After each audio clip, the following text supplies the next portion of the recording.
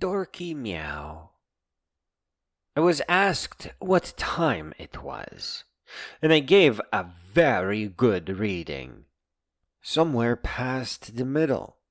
I was too young for numbers, but I could see where the long hand was pointing. I got laughed at a little bit, in a kind of a gentle way that I remember fondly. The long hand probably pointed at 50, and I was saying 40. My pride was hurt a bit, but at least I figured out how people read clocks. I spent the rest of my baby days going through drawers, learning about odd pieces of wire, bolts, tools, and my personal favorite, really pointy, shiny nails. One time, I was even given a chair and a hammer where I could practice pounding nails into. This may be the Eastern European equivalent of buying someone a drum set. I was a little bit reluctant, I remember, since the target was my sweet little chair. But you never say never to swinging a hammer. Yep.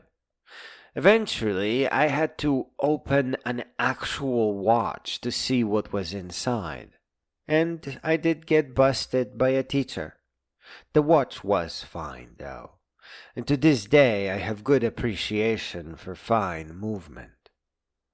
Eventually, I made a mess big enough on multiple neighborhoods for people to start locking everything. And that is when I began lock picking, if you can call it that.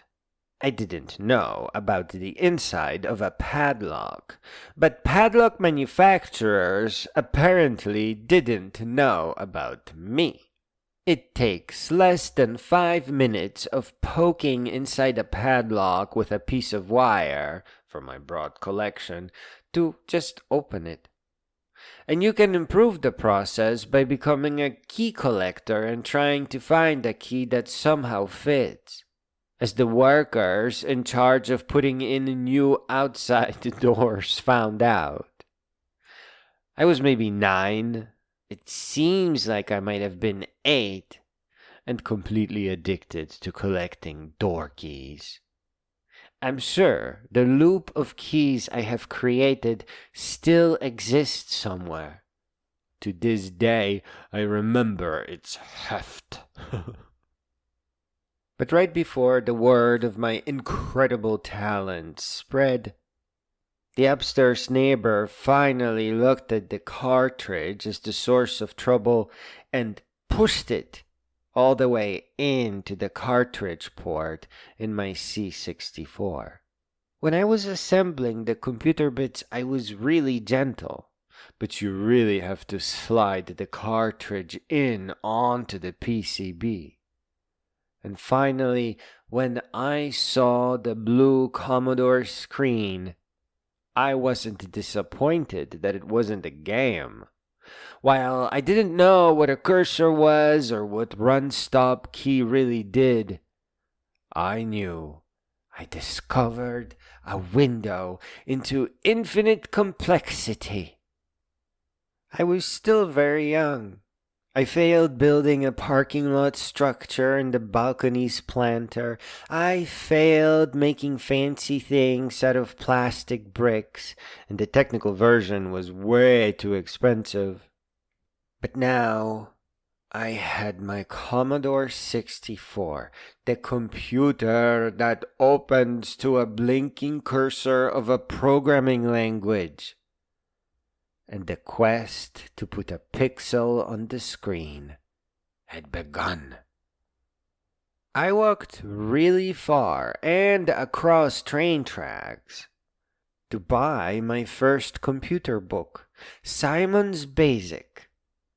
I didn't like the idea 100% because I wanted to program the raw Commodore, but messing with Simon's Basic was fine for now.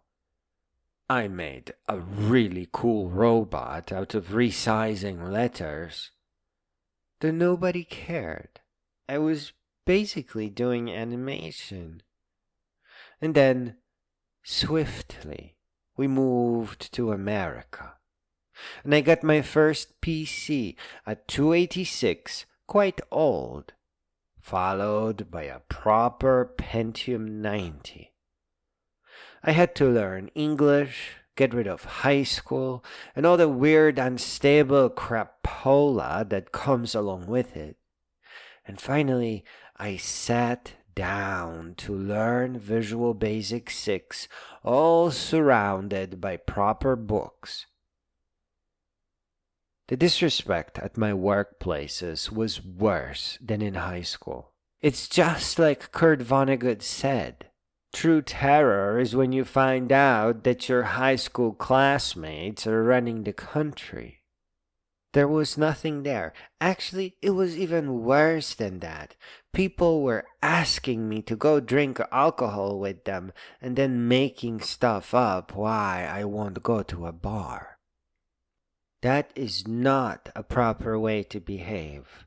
Once you graduate high school, you leave high school behind and become a mature adult. So I did the only thing that a sane person could do.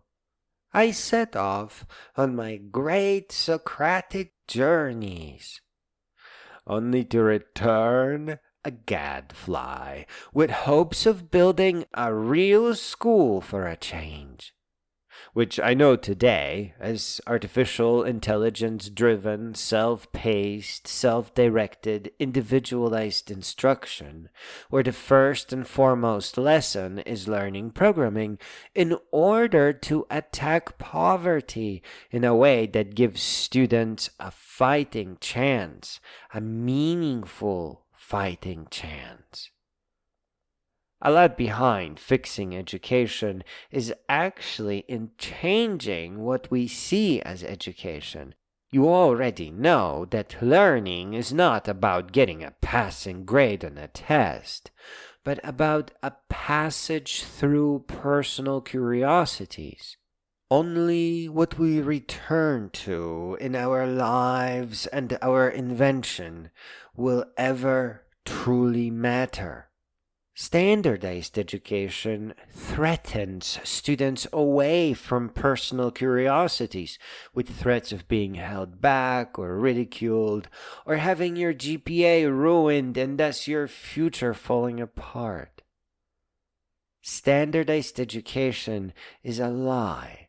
No student will ever excel in anything that they don't personally care about. And in order for them to care about greater subjects like the sciences and medicine, they must first traverse their smaller curiosities and pick up all the tools they need to figure out what their bigger curiosities are.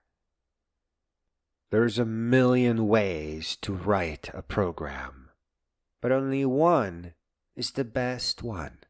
And that is where I do most of my learning, and where I keep myself sharp, by building, inventing, rebuilding, and reinventing little programs as they add up into something bigger and bigger still. All the while pondering the world and what it means to grow up, and how we should all grow all the way up till we each stand as a great being. I am a rule breaker. I am a watchmaker.